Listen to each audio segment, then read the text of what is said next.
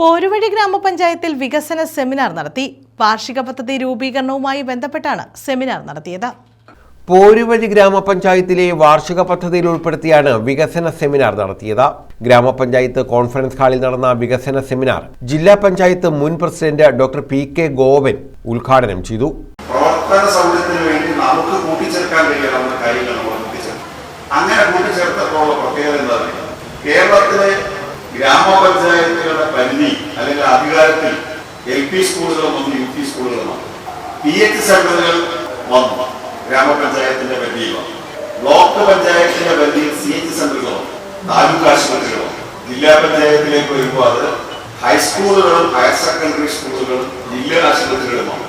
ഇവിടെ സംഭവിച്ചൊരു കാര്യം എന്താണ്? ഇവിടെ സംഭവിച്ചത് ആരോഗ്യ വിദ്യാഭ്യാസ മേഖലയെ തദ്ദേശ സ്വയംഭരണ സ്ഥാപനങ്ങളുമായിട്ട് അഭേദ്യമായ ബന്ധമുണ്ട്.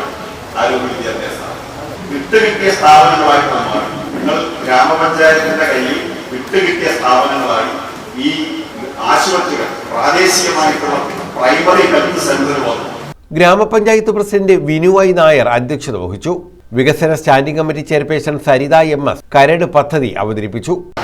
കമ്പ്യൂട്ടറുകൾക്ക് AIC 1 ലക്ഷം, ഭവന പുനരുദ്ധാരണം SC 26 ലക്ഷം, വിദ്യാർത്ഥികൾക്ക് സ്കോളർഷിപ്പ് 8 ലക്ഷം, SC പെൺകുട്ടികളുടെ വിവാഹ ധനസഹായം 12,50,000, PVC വാട്ടർ ടാങ്ക് SC 2,50,000, സ്ത്രീജന്യ രോഗനിർണയ ക്യാമ്പ് 2 ലക്ഷം, നാഡീ സൗഖ്യം, ആർത്തവഗർഭാശയ സംബന്ധമായ രോഗങ്ങൾക്കുള്ള ചികിത്സാ പദ്ധതി 4 ലക്ഷം, പ്രസവാനന്തര ചികിത്സ 4,50,000, വനിതകൾക്ക് സ്വയം തൊഴിൽ ഗ്രൂപ്പ് സംരംഭകർക്ക് സബ്സിഡി 9,26,740.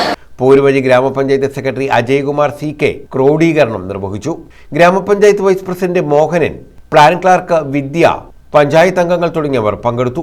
News bureau, Sasthamkotta.